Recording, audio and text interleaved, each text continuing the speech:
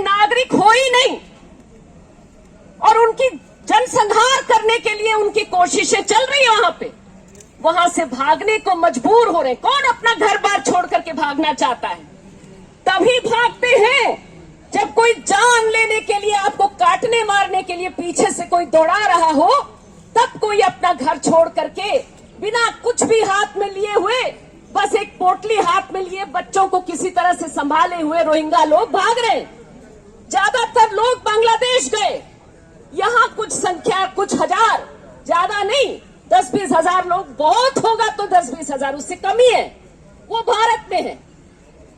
अब उनको, उनके नाम को, उनके शब्द को आपने गाली बना दिया।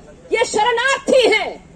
शरण देने की बात तो दूर, आप उनके पहचान को आपने गाली बना दी, और भारत के हर मुसलमान के चेहरे पर, उसके मत्थे पर आप उस गाली को चिपका दे रहे हो।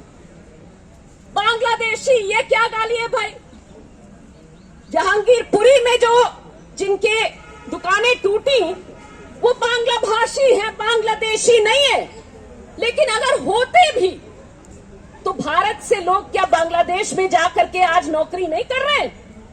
बीएसएफ के लोग बता रहे कि बॉर्डर पे आजकल, क्योंकि हमारे देश की इकोनॉमी को, हमारे देश के अर्थतंत्र को ठप कर रखा है नरेंद्र मोदी ने, बांग्लादेश में कुछ बेहतर चल रहा है, तो यहां से गरीब बॉर्डर क्रॉस करके बांग्लादेश में जाते हैं काम करने। क्या भारतीय होने को गाली बना देना चाहिए बांग्लादेश में? ऐसा नहीं है। जैसे नेपाल से लोग आते हैं यहां काम करने, वैसे ही बांग्लादेश से भी लोग आएंगे। अब उनमें से आप चुन चुन करके कहेंगे कि जो आएगा, अगर वो मुसलमान होगा तो उसके नाम को हम गाली बना देंगे। ये इस चीज को पहचानने की जरूरत है और इसके खिलाफ बोलने की जरूरत है। न्याय तंत्र की जहां तक बात है, सुप्रीम कोर्ट ने एक थोड़ी देर के लिए रोक तो लगा रखा दिल्ली में बुलडोजर चलने पर, लेकिन सुप्रीम कोर्ट ही नहीं, तमाम जो कोर्ट्स है, तमाम जो अदालतें हैं इस देश में, आप समझिए कि बुलडोजर सिर्फ गरीब के घर पर नहीं चल रहा, सिर्फ मुसलमान के घर पर नहीं चल रहा, ये हमारे देश के संविधान पर बुलडोजर चलाने की कोशिश में है।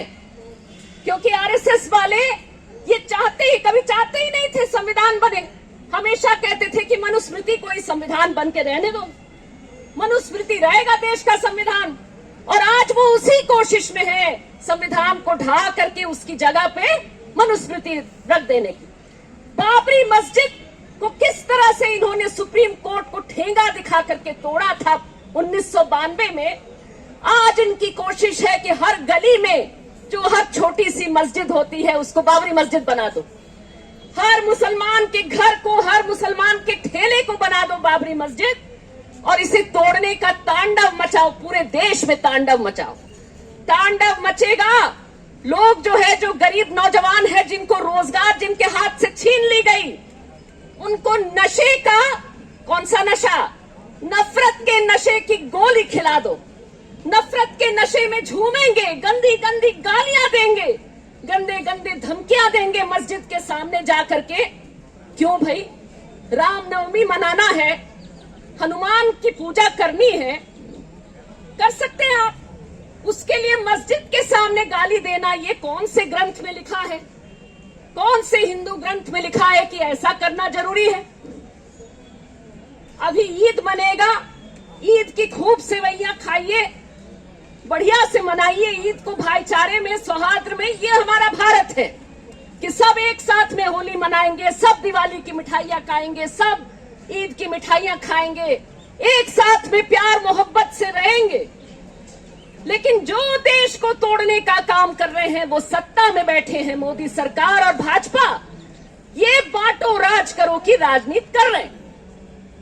और इसके खिलाफ जब हम बोलते हैं तो बोलने वालों को ये उठा करके जेलों में भर दे रहे हैं। अभी अभी दिल्ली हाईकोर्ट का कमेंट मैंने देखा, हमारे दोस्त, हमारे मित्र उमर खालिद जेल में हैं, ढेर सारे और लोग जेल में पड़े हुए हैं।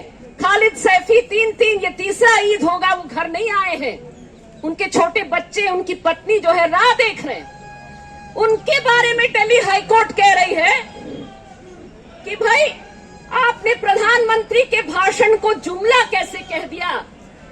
क्या भाषण पर लक्ष्मण रेखा नहीं होनी चाहिए?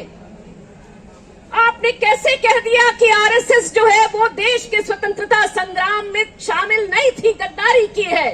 कैसे कह दिया? क्या कोई लक्ष्मण रेखा नहीं होनी चाहिए? ये पूछ रहे हैं दिल्ली हाईकोर्ट के जज साहब, जरा बता दीजिए कि जो लोग गोली चला रहे हैं, गाली दे रहे हैं, जो कह रहे हैं कि बलात्कार कहेंगे, गंदी गंदी गालियां दे रहे हैं मुस्लिम औरतों को, जो लोग कह रहे हैं, गंदी गाली दे करके कह रहे हैं कि जब हम काटेंगे तो राम राम चिल्लाएंगे गरीब मुसलमान, उनके लिए कहां है लक्ष्मण रेखा? आप उमर खालिद को बेल नहीं दे रहे, खालिद सैफी को बेल नहीं दे रहे, गुलफिशा को नहीं दे रहे बेल, और बेल दे रहे हैं यति नरसिंहानंद को, बेल दे रहे हैं बजरंग मुनि को, तमाम जो गंदी गालियां दे रहे हैं हिंदू के नाम पर। ये हिंदू कहां है? ये तो ऐसी गालियां दे करके धब्बा कर रहे हैं। कोई सच्चा हिंदू दिल से होगा तो उसे दर्द होगा इस पर। तो हमारे बीच में और भी साथी आए हैं, इसलिए मैं अपनी बात और लंबा बहुत नहीं खींचना चाहती। मैं सिर्फ इतना कहूंगी कि मेरा मानना है कि इस पूरे अभियान के खिलाफ, जो हमारे संविधान पर बुलडोजर चलाने का अभियान है, उसके खिलाफ वामपंथ एक जबरदस्त जन अभियान खड़ा कर सकता है, देश के जन आंदोलन खड़ा कर सकते हैं इस अभियान को। और हम इसमें नारा दें कि हम बुलडोजर राज नहीं चलने देंगे, गरीब के घर पर बुलडोजर नहीं चलने देंगे, भारत के भाईचारे पर नहीं चलेगा बुलडोजर। मैं कहूंगी भारत के भाईचारे पर, आप जवाब दीजिए, नहीं चलेगा बुलडोजर। भारत के भाईचारे पर नहीं चलेगा बुलडोजर, भारत के भाईचारे पर नहीं चलेगा बुलडोजर।